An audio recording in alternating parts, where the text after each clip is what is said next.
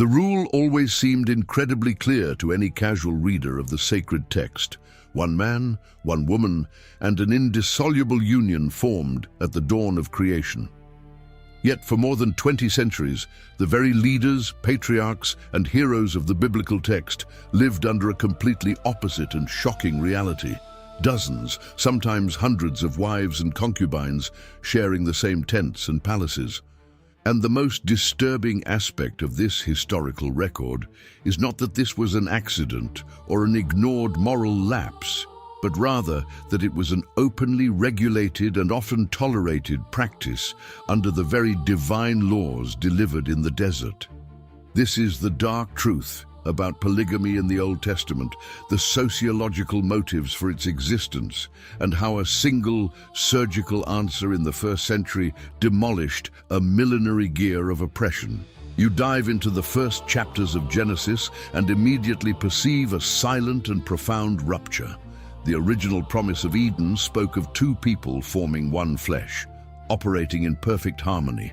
However, human civilization quickly swallowed and crushed that idea, replacing monogamy with a much harsher system of survival. The central mystery of this journey is not just why men began to multiply their wives so rampantly, but why the author of the universe remained silent and permitted it for so many generations.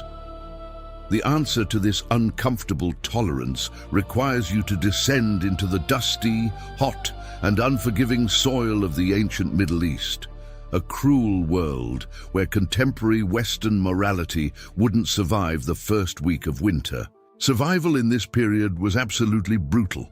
The average life expectancy of an adult rarely exceeded 35 years of age. Infant mortality was an almost inevitable sentence, with estimates that more than 50% of children died before completing their 5th year of life, victims of malnutrition, infectious diseases, and predator attacks. In this scenario of constant and imminent death, a woman without a providing husband or strong male children was the equivalent of a rudderless ship in a raging ocean. She possessed no property rights, had no access to any social safety net, could not work in lucrative trades, and was always one step away from debt slavery or absolute starvation on the mud streets of ancient cities. Plural marriage was born exactly from this mire of economic, demographic, and biological despair. It was a basic instinct of preservation, elevated to the status of a sacred and social institution. Pure despair. The first documented record of this specific break from the Edenic pattern is found in the book of Genesis, chapter 4, verse 19. A descendant of Cain named Lamech took for himself 2 wives named Ada and Zillah. The original biblical text makes no immediate moral or theological judgment on polygamy itself, but places this human action strategically alongside rampant violence, unbridled pride, and cold-blooded murder. Lamech sings a song of vengeance to his 2 wives, boasting of having killed a man for wounding him and a young man for striking him. Polygamy enters the vein of human history hand in hand with bellicose arrogance and domination through fear. The somber pattern was irrevocably established.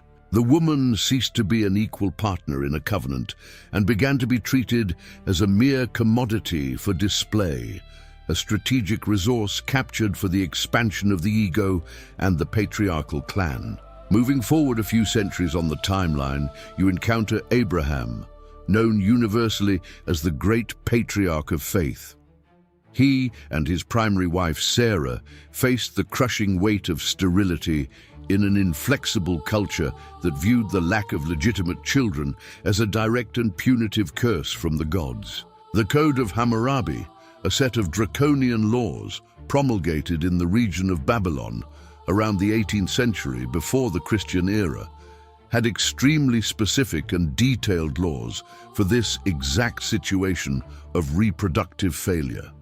Paragraph 145 of this Sumerian code stated categorically that if a primary wife did not bear children for her lord, the husband had the legal and unquestionable right to take a concubine or a slave to bear legitimate heirs. Sarah acting exactly as a wealthy, desperate woman inserted in the ethics of her time would handed her Egyptian servant Hagar into the arms of Abraham. The emotional and practical result of this decision was immediate and catastrophic. The peace in the goatskin tent was shattered. Corrosive jealousy consumed the structure of the family. The implacable desert became the only dangerous refuge for a pregnant, humiliated servant desperate for water.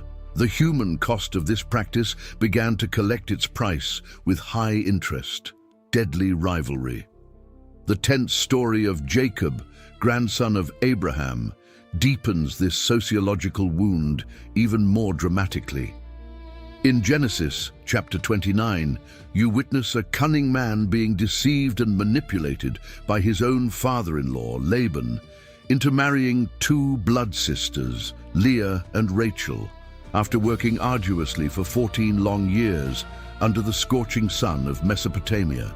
Jacob's domestic environment quickly turned into a true auction of masculine affection and a sickening competition of uterine fertility.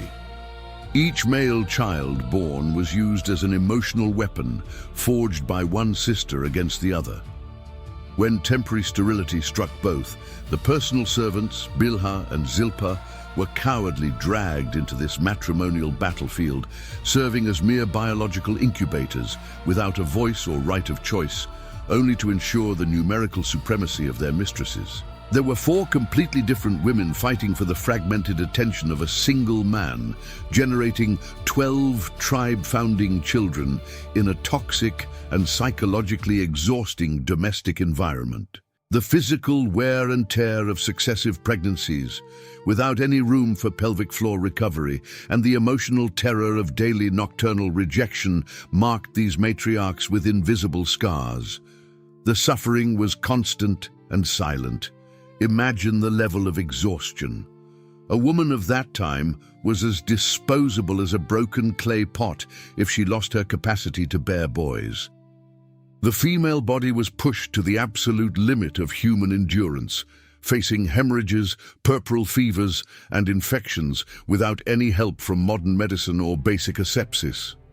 Many of these women bled to death in stifling tents, leaving orphans who would be raised by bitter rivals. The law of Moses, delivered on Mount Sinai 400 years after the descent to Egypt, found the institution of polygamy as deeply rooted in Israelite society as an ancient tree with thick, unbreakable roots.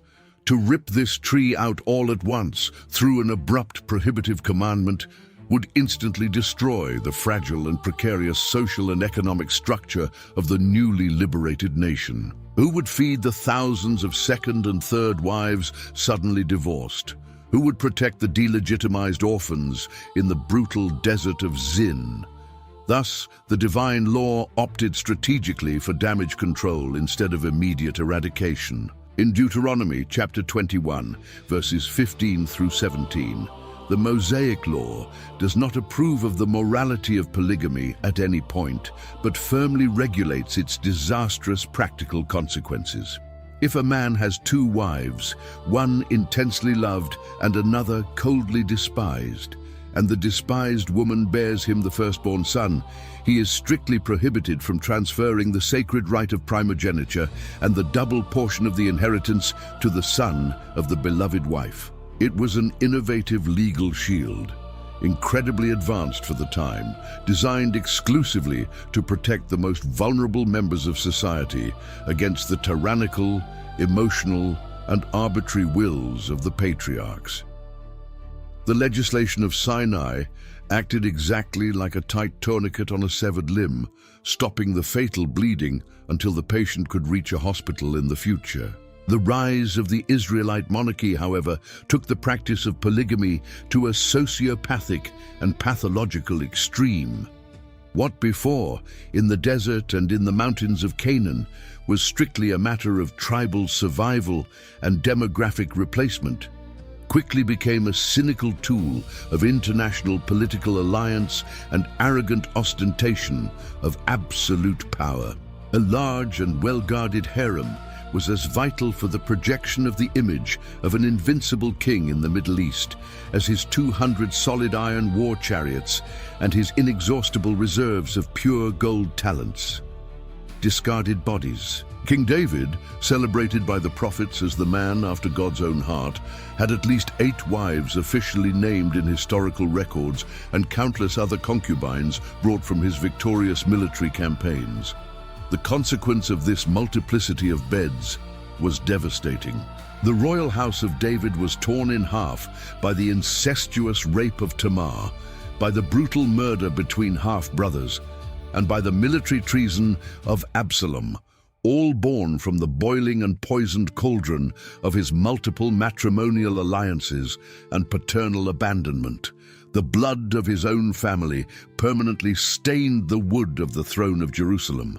The structure collapsed. But it was the famous King Solomon who broke all limits of logic, diplomacy, and human sanity itself.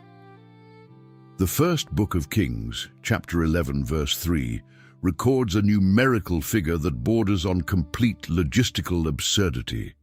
700 wives, most of them princesses from foreign nations, and 300 concubines of lower status.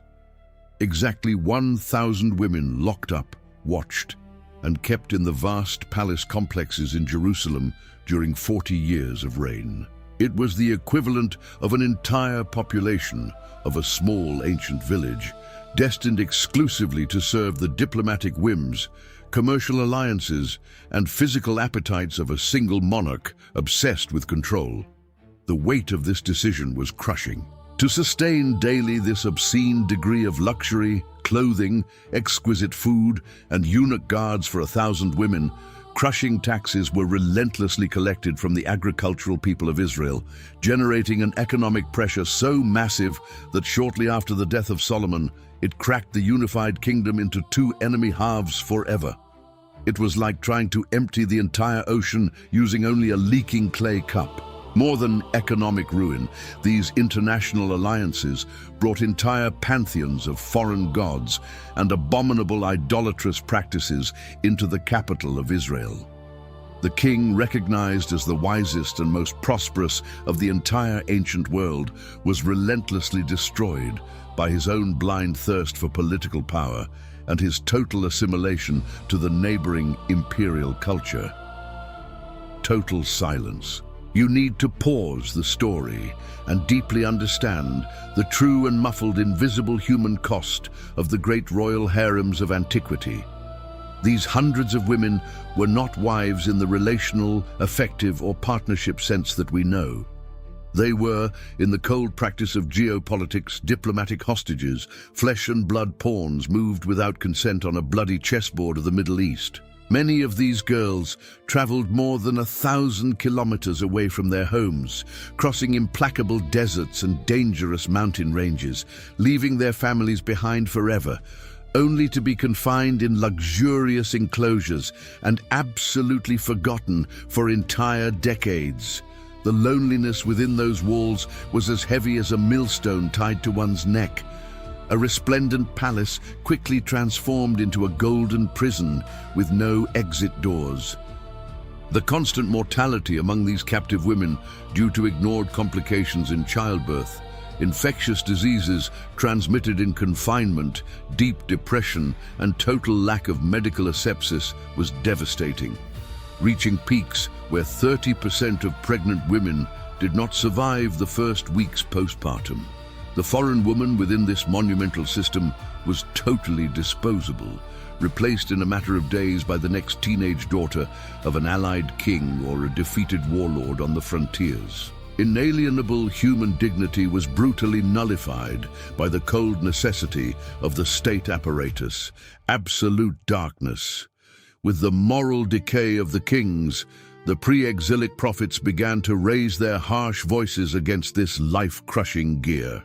The prophet Malachi, in chapter 2, verse 15 of his book, sternly reminded the rebellious people of the original design of unity, clearly stating that the Creator sought a godly and loyal offspring, and that no Israelite should be treacherous or unfaithful to the wife of his youth, the partner of his first covenant. The catastrophic exile of Judah in Babylon forced a drastic and irreversible change in the Jewish survival mentality. Suddenly, without the magnificent stone temple, without the figure of a crowned king, and without the protective apparatus of the state, the very physical and cultural survival of Judaism came to depend exclusively on the unbreakable cohesion of the basic family unit. Aristocratic polygamy began to slowly recede over the following centuries, becoming a prohibitively expensive practice and socially frowned upon by the new religious elites, although it still remained technically and legally permitted by the ancient scrolls. Then time moves inexorably toward the cobblestone streets of the first century of the Christian era. Judea was stifled under the crushing and militarized iron heel of the Roman Empire. The Romans, officially at least, practiced structural monogamy, although slave prostitution and extramarital affairs were widely spread and accepted. In this tense cultural cauldron, watched closely by the soldiers of Rome, influential Jewish religious authorities debated furiously and publicly about marriage laws and divorce concessions. The intellectual environment was as rigid as Roman concrete. On one side, the popular school of Rabbi Hillel interpreted the Mosaic law so liberally that it legally permitted a man to divorce his legitimate wife for practically any trivial reason of daily life, such as burning the dinner bread or even finding a woman he considered visually more beautiful in the streets. On the other side, the severe school of Rabbi Shammai was considerably more rigid, allowing for drastic separation only in proven cases of grave sexual immorality. In the middle of this male power struggle and textual interpretation, the women of Israel remained trapped, oppressed, and frightened in a legalistic structure that treated them ultimately as conditional property subject to the seasonal whims of their husbands. No way out. It is exactly in this inflamed, dangerous, and theologically mined scenario that Jesus of Nazareth is suddenly confronted in the middle of a curious crowd. In the Gospel of Matthew, chapter 19, verses 3 through 8, the Pharisee strategists set the perfect verbal and theological trap. They approach and ask openly if it is lawful for a man to repudiate his wife for any arbitrary reason. The intention was not to learn. They wanted to force Jesus to choose a side in the dangerous contemporary rabbinical debate and lose popularity, or worse yet, that he contradict directly the sacred laws of Moses, which would guarantee a formal accusation of blasphemy and heresy against the traditions of the ancestors. The unexpected answer that followed instantly undid thousands of years of accumulated patriarchal tradition. Total resignification. Jesus completely ignores the petty squabbles and circular debates of his own time. He surpasses the untouchable figure of Moses, retreats millennia in time, crosses the dark ages of the polygamous patriarchs, ignores the bloodthirsty kings, and anchors his answer directly in the Garden of Eden. He cites the ancient writings of Genesis with unquestionable authority, reminding everyone present that the Creator, in the beginning of all things, made them male and female, and that the two, and only the two, shall be united as one indivisible flesh.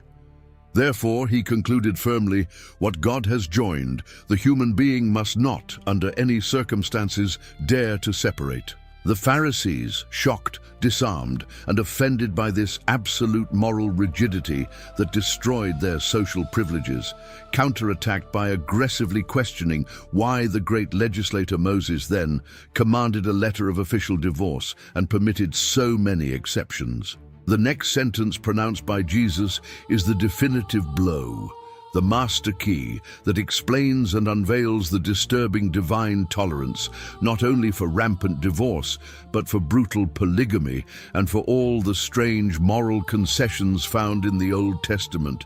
Because of the hardness of your heart, Moses permitted you to divorce your wives, but it was not so from the beginning. Hardness of heart. The technical Greek term used by the original writers is sclerocardia.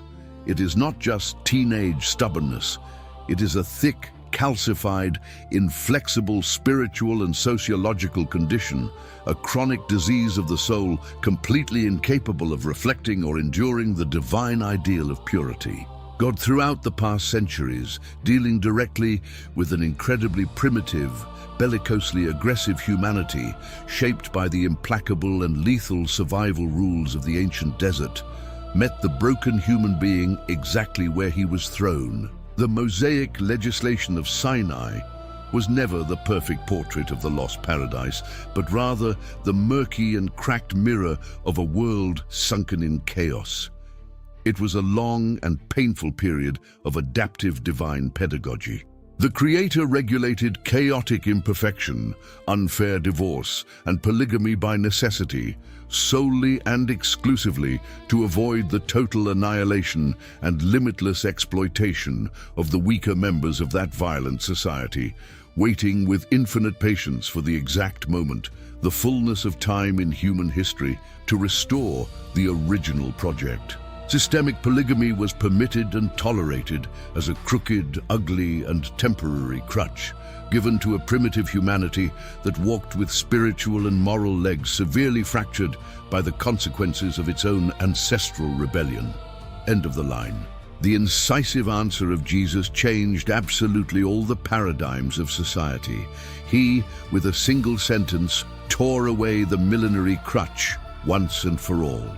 By declaring with supreme authority, "But it was not so from the beginning," he publicly invalidated the ancient concession and reinstituted unbreakable monogamy as the only valid, holy, and acceptable structure for all his followers. At that moment, he elevated the woman from the degrading status of diplomatic commodity, sexual slave, or replaceable social incubator, returning her to the original position of equal partner and co-heir of the grace of life. From that explosive day in dusty Judea, the emerging Christian ethic began to demand the unthinkable, the impossible, and the revolting for the heart of the men of the ancient world: non-negotiable mutual loyalty, personal sacrifice unto death for one's wife, and the complete and immediate dissolution of harems of ostentation and power. What before seemed to be a terrible moral failure, a cowardly omission, or a fatal contradiction of the sacred text, reveals itself under the light of this statement as the incredibly tactical action of an absurdly patient and merciful God. He walked in the middle of the filth, alongside lying patriarchs and flawed kings, enduring the stench of their basest instincts and their destructive compulsions, only to keep alive a fragile human lineage that, at the end of the storm, would bring to the world the very cure for this chronic disease. The thousands of enslaved women of Solomon were tragically swallowed by the forgotten dust of history. The great and luxurious harems collapsed under the inexorable weight of time and judgment. But the revolutionary restoration of the Edenic principle survived the fall of empires and forever shaped the Western worldview on honor, respect, and fundamental human dignity within marriage. The principle defeated the concession in an overwhelming way. The light of truth finally dissipated the shadows of despair and utility. The hardness of the human heart was exposed, and for those who heard the message, finally confronted and broken.